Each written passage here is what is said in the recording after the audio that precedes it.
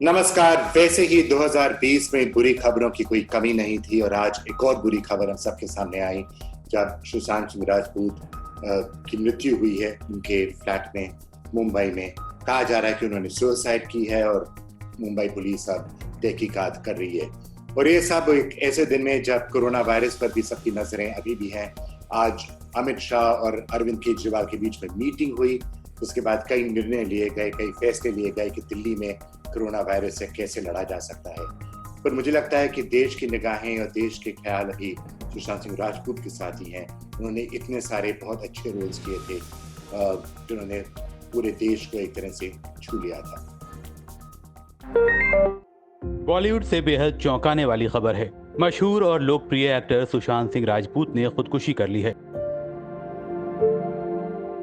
खबर है कि उन्होंने मुंबई के बांद्रा स्थित अपने घर में फांसी लगाकर आत्महत्या कर ली। मीडिया रिपोर्ट्स के मुताबिक सुशांत के घर में काम करने वाले नौकरों ने पुलिस को इस बारे में जानकारी दी। पुलिस मौके पर मौजूद है और खुदकुशी की वजहों की जांच में जुट गई है। बताया जा रहा है कि कुछ वक्त से वो करियर को लेकर डिप्रेशन में थे। बता दें कि इसी हफ्ते सुशांत सिंह राजपूत की पूर्व मैनेजर दिशा सालियान ने भी खुदकुशी की थी। सुशांत ने MS धोनी, अनटोल्ड स्टोरी, छिछोरे, केदारनाथ, शुद्ध देसी रोमांस, काई पोचे जैसी कई बेहतरीन फिल्में की हैं।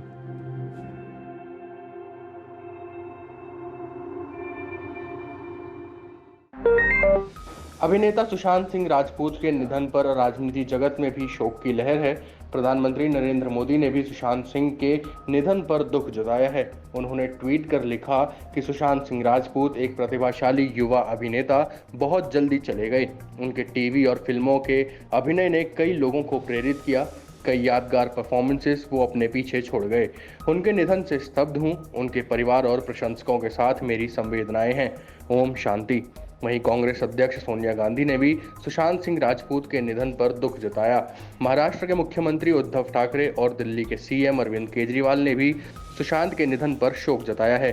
अरविंद केजरीवाल ने ट्विटर पर लिखा कि सुशांत की दुखद और चौंकाने वाली मौत ने उनके लाखों प्रशंसकों को गहरा दुख पहुंचाया है। सुशांत के फिल्म और टीवी के शानदार करियर को हमेशा याद किया जाएगा। वहीं यूपी के पूर्व CM अखिलेश यादव ने भी सुशांत के निधन पर दुख जताते हुए कहा कि लोकप्रिय अभिनेता सुशांत सिंह राजपूत का यूं अचानक जाना हिंदी फिल्म जगत और उनके चाहने वालों के लिए अत्यंत दुखद और शब्दकारी है। धोनी के रूप में उनकी भूमिका हमेशा अमर रहेगी।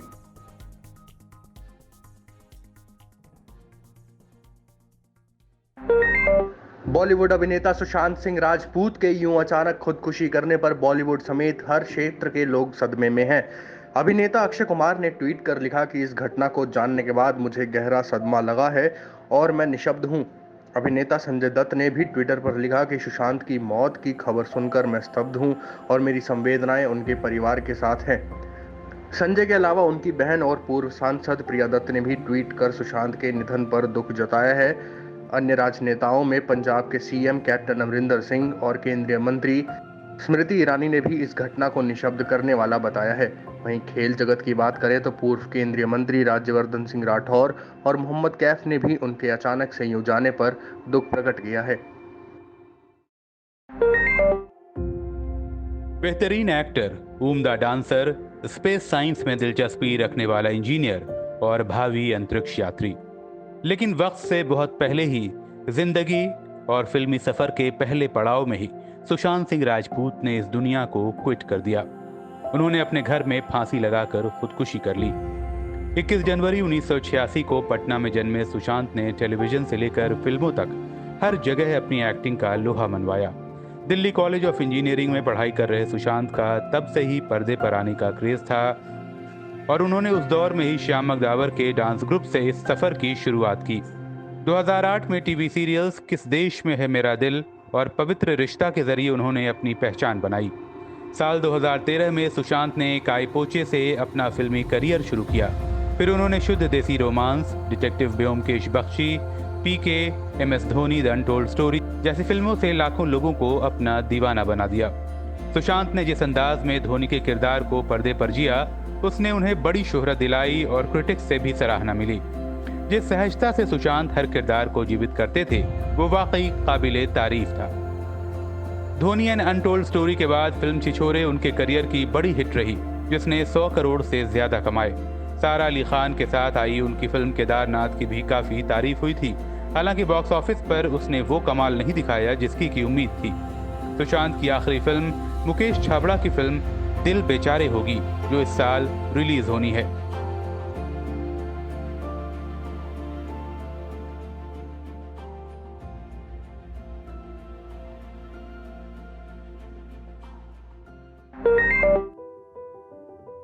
पिछले साल यानी सितंबर 2019 में एक फिल्म आई थी जिसका नाम था छिछोरे। सुशांत सिंह राजपूत लीड रोल में थे। इस फिल्म में सुशांत ऐसे तलाकशुदा पिता का किरदार निभा रहे थे जिसका बेटा पढ़ाई के तनाव से गुजर रहा होता है। बेटा जब फेल हो जाता है तो वो सुसाइड की कोशिश करता है। तब अस्पताल में पिता बने सुशांत अपने बेटे को बताते हैं कि कॉलेज लाइफ में कैसे वो पीछे थे, लेकिन जीने का हौसला उन्होंने नहीं छोड़ा और बाद में टॉपर बने। केवल छिछोरे ही नहीं, सुशांत का हर किरदार और फिल्में जिंदगी में पॉजिटिव सोच से आगे बढ़ने की शिक्षा देती थी, लेकिन असल जिंदगी में वो खुद हार गए और ऐसा कदम उठाया जिसकी उनसे उम्मीद नहीं थी।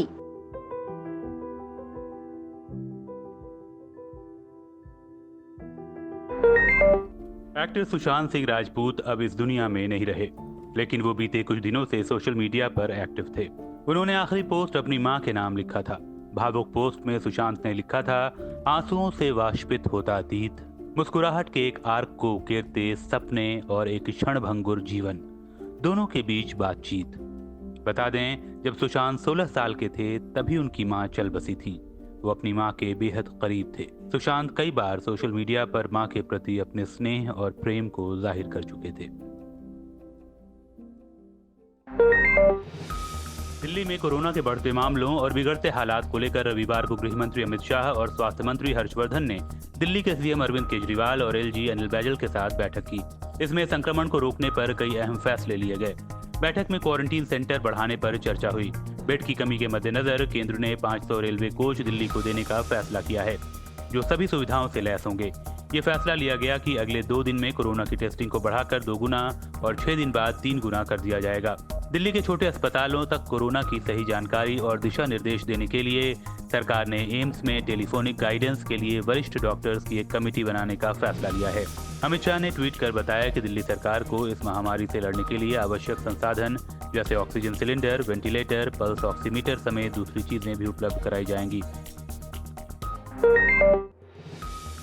देश में कोरोना महामारी रोज नई चुनौतियां पैदा कर रही हैं। इस रोकथाम को लेकर जारी तमाम कोशिशों के बावजूद संक्रमण के आंकड़े थमने का नाम नहीं ले रहे हैं। स्वास्थ्य मंत्रालय की ओर से रविवार को जारी आंकड़ों के अनुसार भारत में पिछले 24 घंटे में कोरोना के 11,929 नए केस आए हैं और इस दौरान 311 मरीजों की मौत हुई है। पिछले 24 घंटों में कोरोना संक्रमित 8,000 लोग स्वस्थ हुए हैं। इसके बाद देश भर में कोरोना पॉजिटिव मामलों की कुल संख्या 3,20,922 हो गई है और 9,195 लोगों की मौत हो चुकी है। हालांकि 1,62,379 मरीज इस बीमारी को मात देने में सफल हुए हैं। रिकवरी रेट में मामूली बढ़ोतरी के साथ यह दर 50.59% पर पहुंच गई है। जिस रफ्तार से यहां संक्रमण बढ़ रहा है, उसे देखते हुए इससे इनकार नहीं किया जा सकता है कि आने वाले समय में चुनौतियां और गंभीर होंगी। देश भर में महाराष्ट्र, दिल्ली, गुजरात और तमिलनाडु की हालत खराब होती जा रही है। कोरोना मरीजों के मामले में राजधानी दिल्ली और मुंबई में रोजाना रिकॉर्ड इजाफा हो रहा है।